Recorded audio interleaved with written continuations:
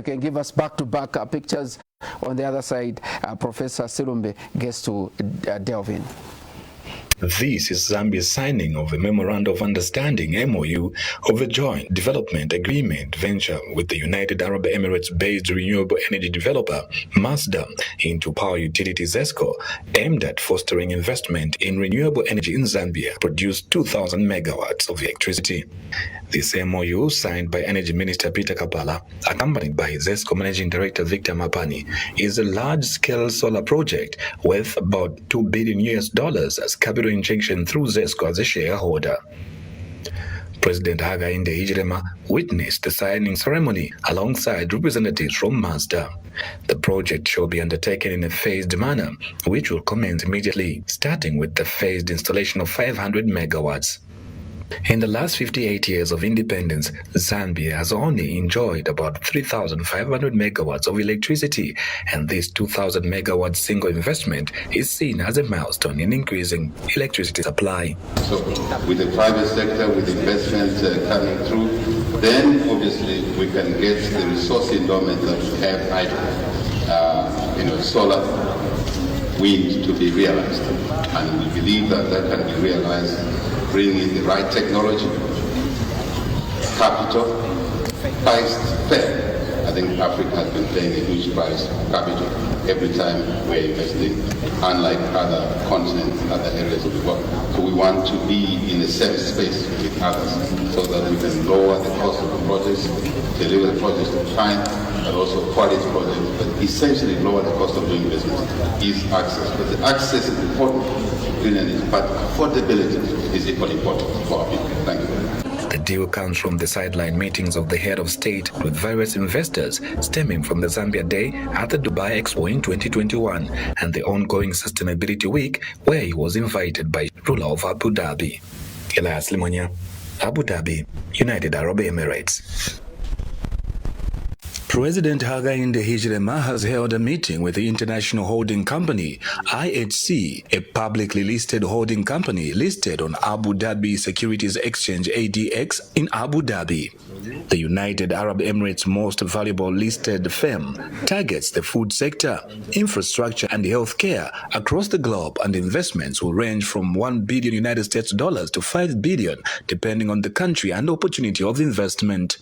At a meeting held in Abu Dhabi, President Hichilema urged the firm to extend its investment in Zambia, considering the Southern African nation's mineral potential, in which young small-scale miners can benefit through shareholding and job creation. And we have similar situations. We are aware of the tin, tantalum, lithium in the Mbapati's area, where the Minister of Mines was not long ago. And so we'd like us to discuss further and see how we can work together. To be honest, Zambia is endowed with minerals, and because of the change in the climate change issues, green energy issues, the metals that before may have not been very important are now important, and we would like to work with yourselves. We're here because of the Sustainability Week. It's all about Special Assistant for the President. The media colleagues. I think we would like to work hard to find a partnership with our colleagues. I'm happy that you are not yet in our country. Given its existence in the Democratic Republic of Congo, which is endowed with minerals such as copper, and its planned expansion into neighboring Angola for mining purposes in tin and tungsten, IHC promises to empower local economies. We have operation in Sudan, Ghana, Mauritania, Tanzania, South Sudan, Central Africa, and DRC, mainly DRC, and soon we will go to Angola market. We do full value chain of the mining vertical. So we do, Your Excellency, mining. We also do trading. The ore itself, it will be the lingo, as opposed to the product being shipped outside and no beneficiation to the economy. So this is the paradigm shift that we're trying to push DRC into. Second to that, we're creating a whole system of traceability from the miner to the vault, where we take the 30,000 miners in an area in South Kivu in gold, and we have done our official shipment after 25 years. The first official shipment out of Congo was done this weekend with the president. Symbolic gesture to create the whole value chain of 2 tons a month, of which 99% is being smuggled to the neighboring country. President Hichilema has emphasized that signing and talking has in the past dominated deals that require instant implementation, and he is hopeful that more of such engagements will result into fruit sooner than later to benefit the citizens. Elias Limonya for Prime TV News in Abu Dhabi, United Arab Emirates. That is the development from the United Arab Emirates. First one to deal with the power generation. The second one convincing, some mining giants to come and set up mining here in Zambia. Like I mentioned, I've got a guest who is Professor Oliver Silumbe, who is in charge of research, innovations, and production in the opposition leadership movement. Prof, 2,000 megawatts of power. Renewable, we are told this is clean source, clean solar. Your take on that one? Well, the whole idea for us to produce more power, clean energy, is a very welcome one. The only issue we have is the method. When you go with the idea of saying the ends justify the means, then it doesn't matter the process you are going through in acquiring that 2,000 megawatts of energy. You see, of course, ZESCO need to produce more power so that we can even export to other countries after meeting domestic needs. However, how we get that power is what is worrying on our end. We constantly want to remind the Zambian people to say, ladies and gentlemen, countrymen and women, the end does not always justify the means. In fact, it should be the means to justify the ends. Getting that 2,000 megawatts of power through, you said, is it 2 billion? Yes. About $2 billion. $2 billion dollars worth of investment. Yes. The question is, what is it? Is it a grant? Is it a loan? Okay? How long do we have to tie our lives to the Arabs now? When you ask the question, the Arabs in the 1950s, they were worse, probably worse than Zambia is. You see, what they have solar is just the oil. They've been able to turn around the situation, manage their resources so well that today they are capable to invest and support other countries. We have nothing wrong with collaborating with the Arabs. But what we have at heart is, when will Zambia wake up to stand on its 2 feet? We have had UNIP, we had the MMD, we had the PF, and now we have the UPND and the alliance partners. Are you telling us that in 58 years plus, after gaining independence, Zambia has failed to break, the boundaries and use what you have? You given an example of the Arabs. They only have oil. Zambia have got minerals. We are told these are perishable minerals. Zambia have got land. Agriculture is thriving. Zambia have got water. How can people who live in a desert come and solve solutions? Like I even heard them mention about agriculture. You have water here, so much water. Okay? So it's a question of mindset. Zambia's problem is not really that we can't develop or do anything. It's a question of mindset. The mindset which believes in investors. The mindset which believes they can't do anything. That is why we as leadership movement, we are not even opposition leaders. No, I'm not an opposition leader. I'm an alternative leader, okay, who gives solutions, homegrown solutions. We have problems here. So it's not a thing of opposition alone, okay? Like when we propose nuclear power here in Zambia, we are not talking about going to bring some other people, the Russians, to come and loot uranium in Zambia. No. We are talking about a homegrown solution that puts from Zambian intellectuals to Zambian users, and at the end of it all, technology transfer, and then benefiting the region. Do you feel we have the Zambian intellectuals? We do have. Professor, people that are watching will wonder, where are they? If we have 58 years plus after independence, where are the intellectuals? Why? This is why I'm saying it's a question of mindset. Everyone talks about capacity. University of Zambia, how many people has it been graduating? Even right now we have a physics department. We even have people who can teach nuclear physics right here in Zambia. Some days ago, I had an opportunity to have a debate with one of the nuclear physics lecturers. You see, we have civil engineers. We have electrical engineers. This is what I'm saying.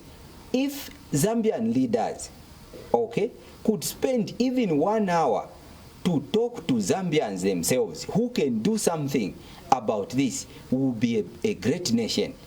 This idea of always cowering before foreigners and other people is saddening. Who has given us this mentality? Who has given, because successive governments, political parties that have governed Zambia before, were running.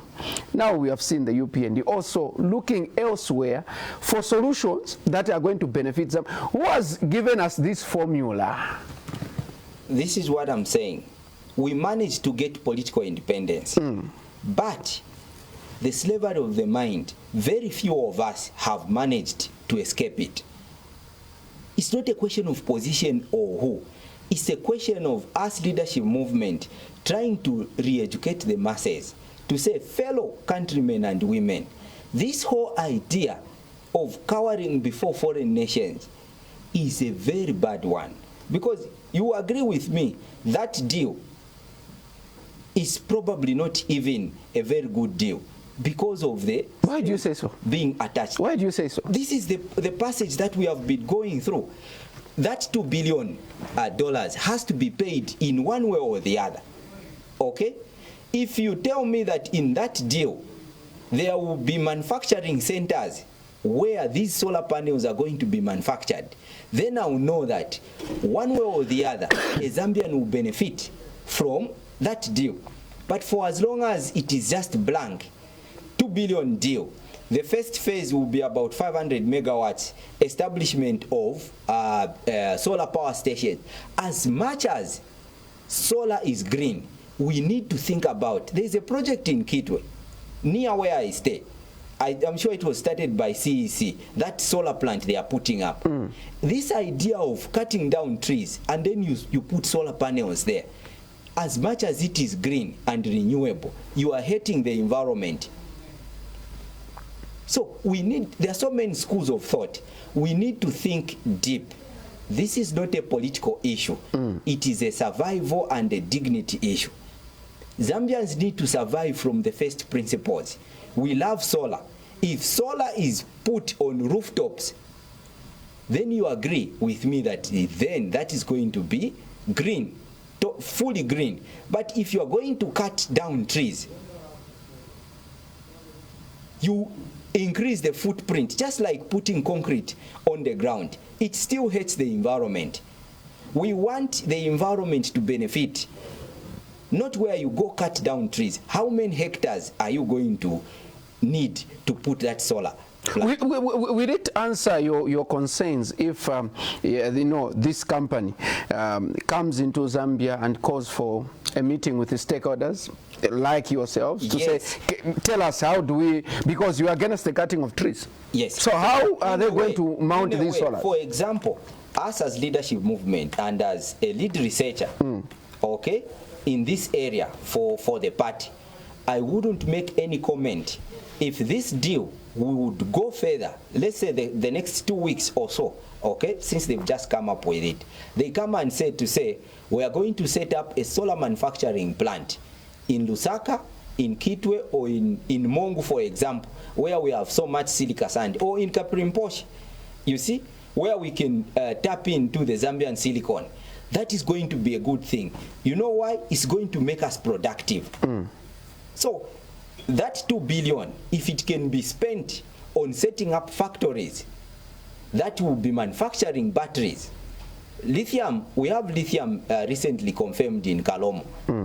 If there will be a part that will be extracting lithium from Kalomo, cobalt from Kitwe or Chingola or anywhere on the copper belt, and manganese in Luapula, okay, for the manufacturing of batteries, lithium phosphate batteries, okay, and all that combination, there are quite a lot, combination of batteries, okay.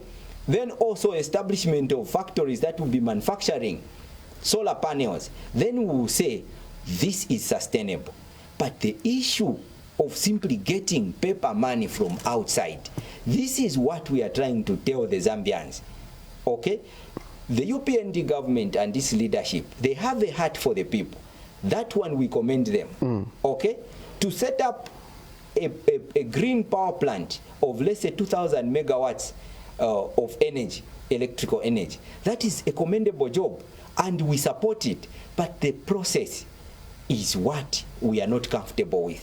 You've talked about, I know that in leadership movement, you are leading the group of think tanks in terms of production. We are told first it will be 500, and then it will be done in phases. First it will be 500. You've talked about setting up, production unit. I know. We need to also, can we say with this project, if properly handled, it is not just not going to answer the issue of energy, but also job creation and also industries. I know that leadership movement, you're talking about creating employment, creating jobs.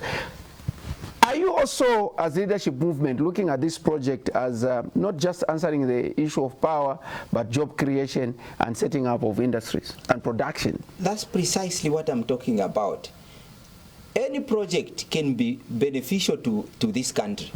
And if the agreements involved in there doesn't involve looting of Zambia's mineral resources, okay, if it is anchored on, let's say, Zambia exporting some of its power to neighboring countries and create forex and pay back that money, we would say that is the way to go.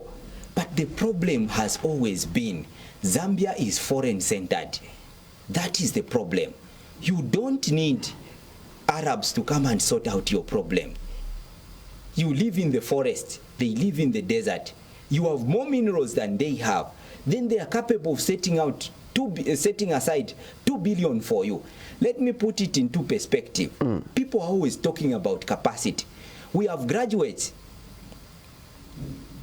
What they've studied is just the same. Some of them studied outside the country. We have been there, okay? So on the question of human resource, we have new human resource. In terms of money, we have money. Let's put it this way. If 1 million Zambians were to raise 1,000 kwacha, we are calling it crowdfunding. How much money are we going to have? That will be 1 billion kwacha.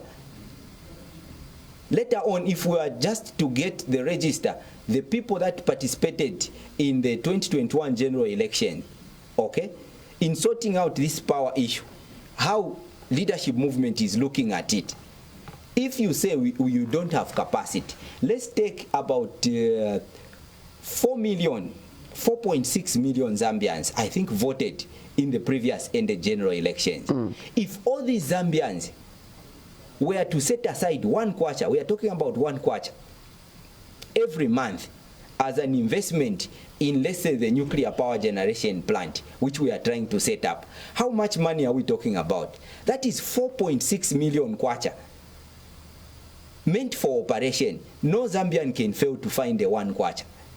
The problem is we don't want to set a national goal. You know where UPND is failing? It's on ideological point. They have a heart for the country, and they are struggling hard to make sure that they set this country straight. But the problem is the method.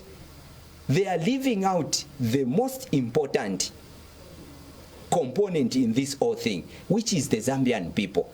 As long as Zambians don't feel the need to participate and contribute something in this, we are not going anywhere.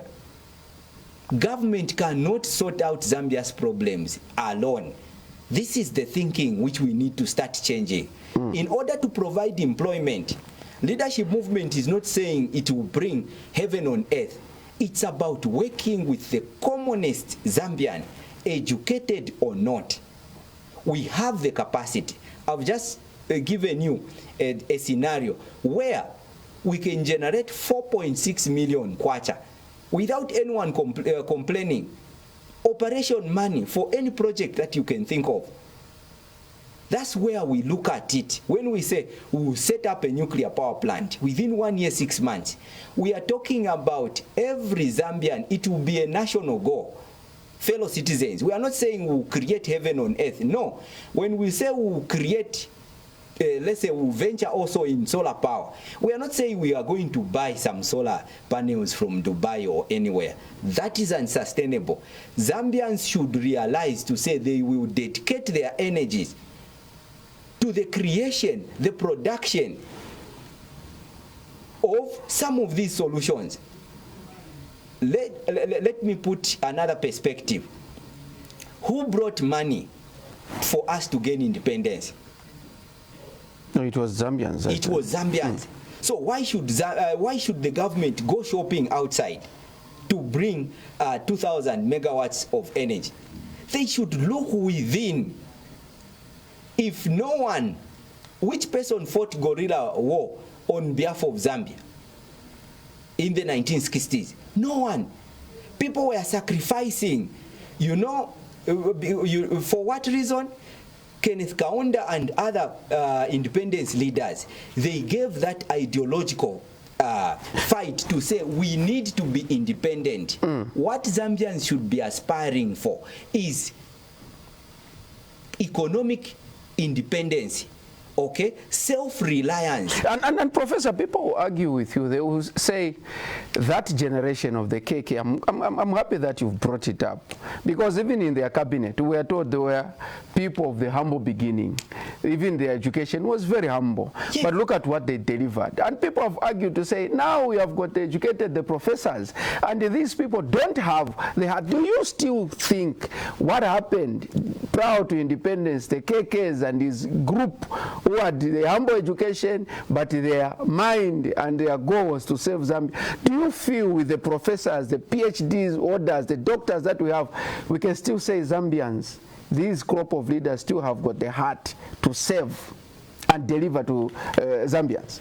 Question, as I answer, the answer will come in stages, okay?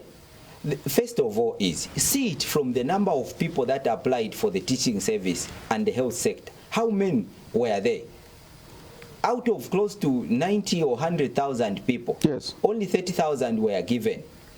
The health sector, about 11,000 were adopted, but over 100,000 applied. Yes. You know why? How many people turned up for census? It will tell you to say Zambians want to work. They want to do something. You know what is killing us?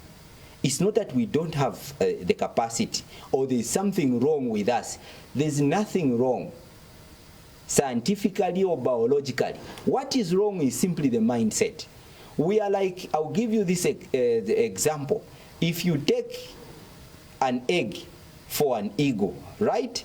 Put it on chicken eggs.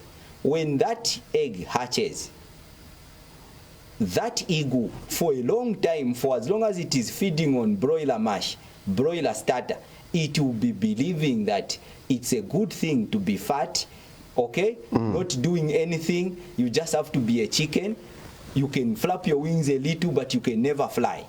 This is the issue which we have as citizens. That is our problem.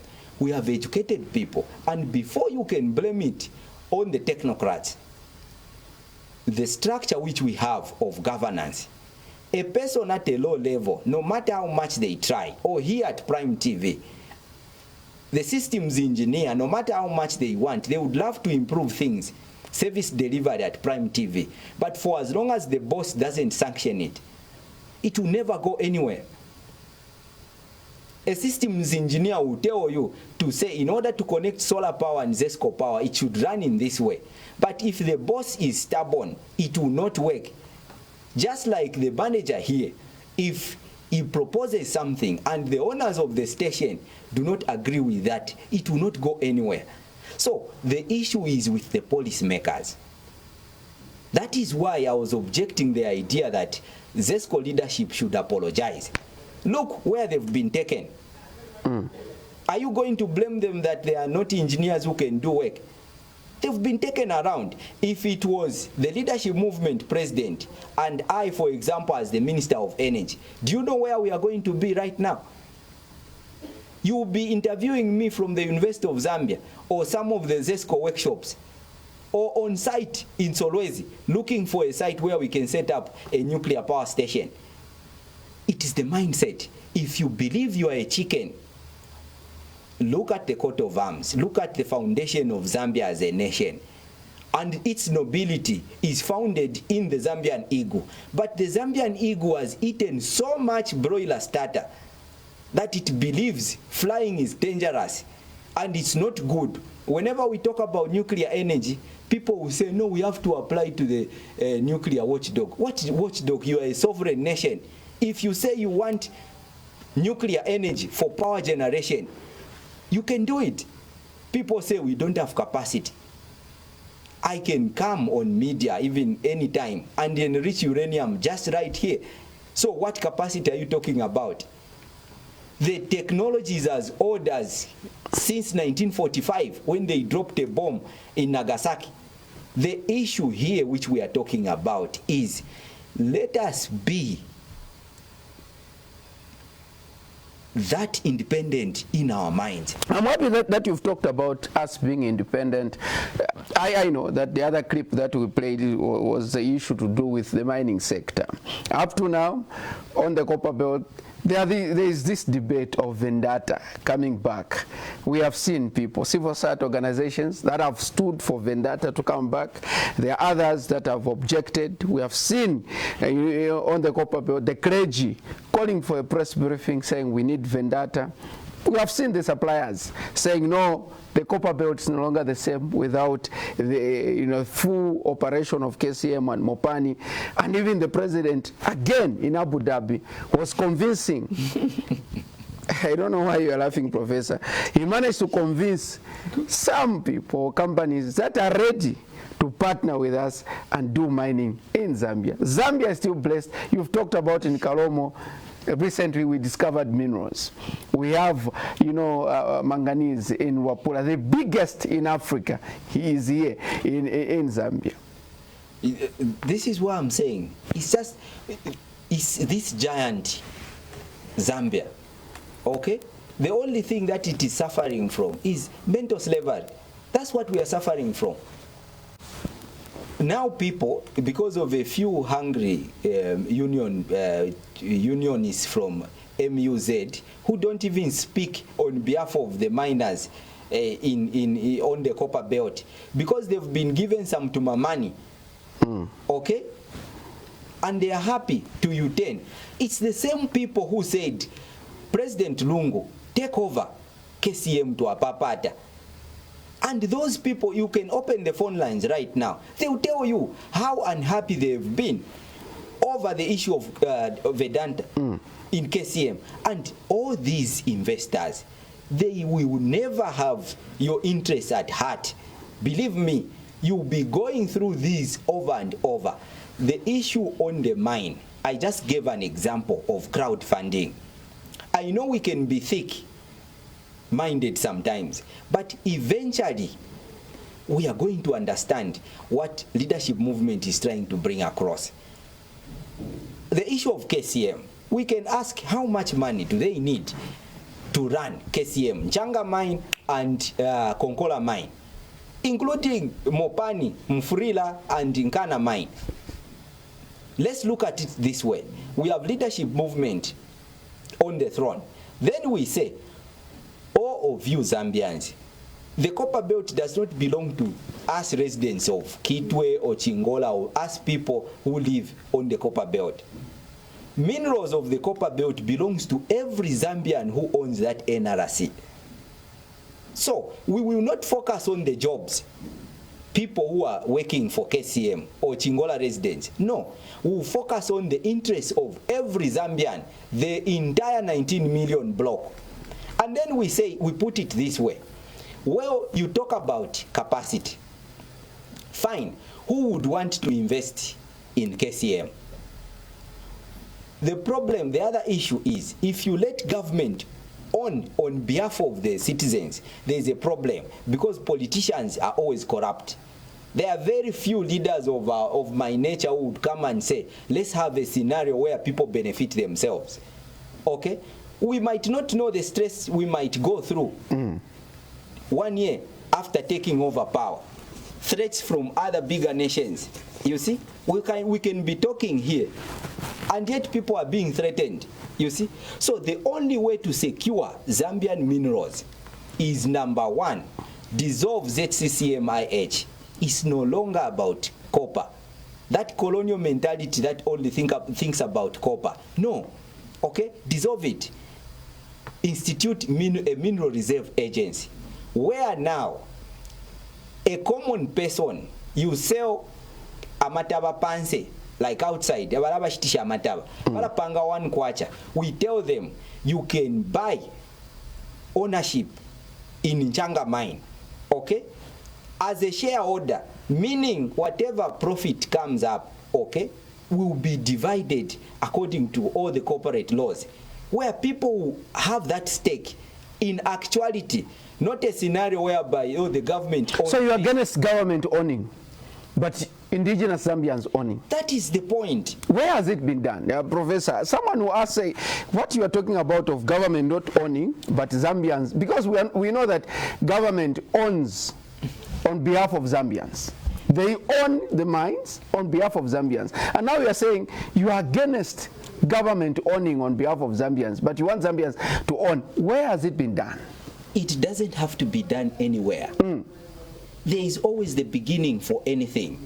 Okay? A successful country that has run some of these things, even the USA. The USA has a strong ownership in companies. That's why it has a strong corporate world. You see? Even in the UK, there are citizens who actually are part of the companies. That is the idea, homegrown idea, whereby, like I was explaining, listen to the program first.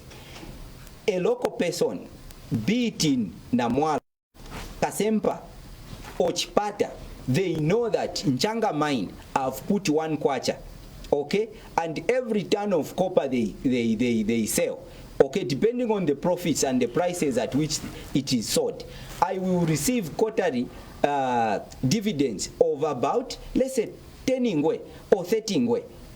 You see, it doesn't matter who is working there. You know, people, because of colonial mentality, they will just be thinking about the miners who work there. Those are not the owners of that mine. Just like the other nickel mine which was launched by the president. Yes. How many jobs did they talk about? Is it 700 or 800? But against the 19 million. Usually people and government make decisions based on the region. But Chingola, if you are KCM, Nchanga mine, they will not vote well. Okay, because of those few people who are working there. But then, even if you bring Vedanta back, we have technology right nowadays. Those who work there will agree with me. When these mines were set on care and maintenance, they were still operating and cranking out copper, tons. You see, only specific people, like 4 people to observe the smelter. You see, and 1 person to drive a truck which can haul about 70 tons of concentrate. With technology, you can run the whole Nchanga mine without anyone ever lifting a shovel, because of technology. And this is what these people are investing in. So if you talk about the workers or those hungry mine workers union who are only talking about on behalf of their bellies, then you are missing the point. Well, why do you say they are speaking on behalf of their bellies? They are corrupt. They are the same people who said and championed the issue of President Lungu taking over the portfolio. What has happened now? They are on. You can open the phone lines. People from Chingola, they will tell you, those people didn't take care of citizens, our own citizens and their workers. They could pay expatriates higher. Same dump truck drivers. If you are an expatriate, you are paid 30,000 or something better. If you are a Zambian, you are paid maybe 7,000 kwacha. So what we are talking about is from the fundamentals. It's a school of thought that requires Watontonganya. If a Zambian is given a business opportunity in Nchanga mine or Nkana mine, to say every 1 kwacha you put in, okay, you'll be able to get so much out of it. Pure business. And we expected the people, the current regime, to understand these things better than we engineers, okay? So if you put it in that way, you can raise, I gave you an example that just those 4.6 million people who voted in 2021, if they all invested 1 kwacha, a coin, to run some of these portfolios, we will have an operation money of 4.6 million kwacha every month. Now, are you telling me that Zambians, the whole 19 million of them, we can fail to raise about 10 million kwacha every month? So if we put it as a national goal, and people know that if the board chairperson misbehaves, they themselves, they will convene either virtually every 1 year towards December to review what the board has done, they would be more than welcome to participate in it. Why people are not interested is because anything that is owned by the government, very soon we will hear someone is pocketing people's money. They've gone to give to sectors that don't even deserve it. That is why people have lost faith in governance, because usually leaders are corrupt. So to secure Zambia's natural resources is to put it in the hands of the people. So the issue of Vedanta should be a forgotten issue. People can pick it from the fundamentals and let people own these ventures. Prof, there are some messages. I know my director is telling me that we have to wind up. David Ngosa says we lack ability to utilize the minerals. I am sure he was trying to say we are good at arguing with those bottlenecks. Chundwe Kawaso says, Mr. Professor, to be honest with you, all what you are saying is because you are not elected. Once you are and you receive the box you call instruments of power, all your brains will be shattered. I love Mr. HH plans because he's thinking about the future. In the next 3 to 4 years, we'll see how this country will be. Prof, as you respond to this and even as we conclude. Well, once you receive the instruments of power. That is not the case.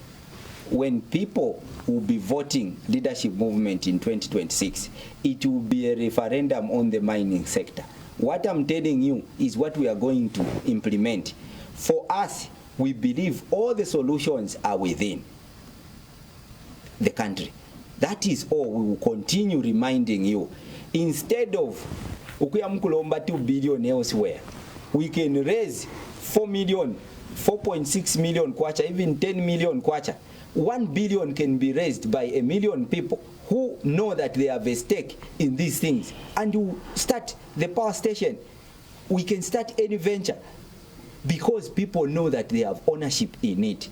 It's a question of us being mentally free from the Westerners. Any person who wants to colonize us further, it is embarrassing for a sovereign nation to be running around. And even you yourselves, look at how you were picturing the Burj Khalifa. Meaning the cameraman was happy to be in Abu Dhabi or wherever that place is. It's the colonial mindset. Look at how the cameras were flashing, feeling happy to capture those Arabs and their city. Why can't you look at Lusaka and beautify it yourselves? It's very embarrassing for the entire structure to be running around Kula Lombe Mpia when you can do it within yourselves. Let's wake up. Colonial mindset is bad. You don't need capital to start a business. Any person who is successful in business will agree with me, countrymen and women, you don't need money for anything. What you need is an idea. We have been practicing this, and we practice it ourselves. We now want the rest of the country to believe in themselves. There is money everywhere. We have natural resources. These people are not after our interests. Even their leaders, like where they are right now, Do you know what they did?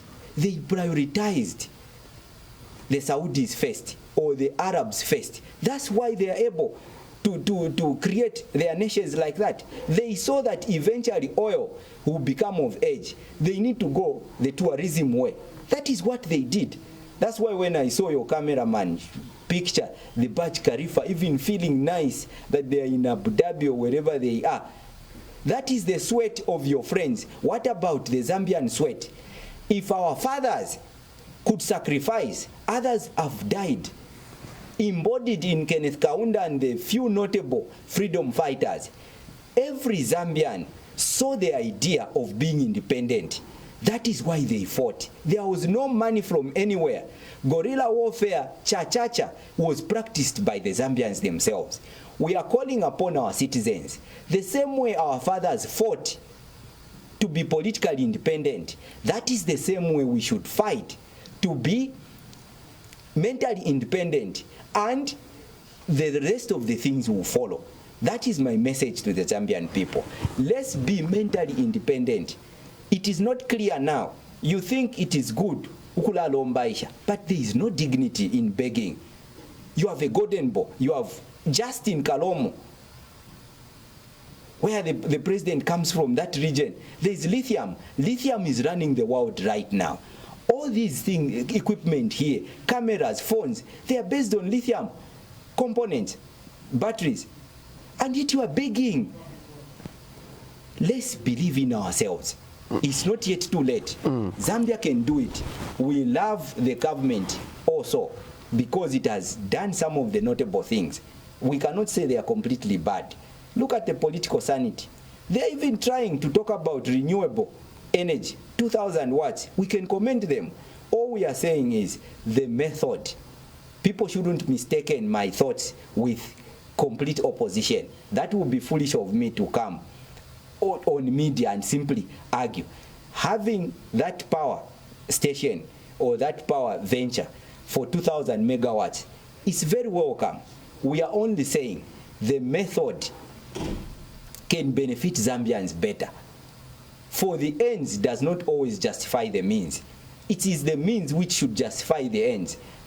Zambians manufacturing solar panels, batteries, then we say it is okay. Prof, thank you so much for making an appearance on the lunch table. Thank you very much. We are grateful to be. And we hope the voice. policymakers have listened to your submissions, and we want to see, batteries being manufactured in Zambia, because we have all the materials. We want to see solar panels being manufactured here. We have all what it takes. Thank you so much, Prof. I am grateful to be hosted. Thank you so much. There you have it. I've been chatting with Professor Oliver Sulumbe, who is in charge of research innovations as well as production in the Leadership Movement Party. They are commending government for the 2,000 megawatts, but want to look at the implementation and how the solar panels are going to, where they are going to be manufactured, as well as batteries, because jobs, according to Professor Sulumbe, are going to be created. Production is going to be seen right here in Zambia, in as much as 2,000 megawatts of power is going to be channeled into the national grid. First, we'll start with the 500, that is according to government. On behalf of the entire production crew, my name is Kelvin Tabula, Chief Fokolo. We'll be back tomorrow, same time, same place. Bye-bye for now.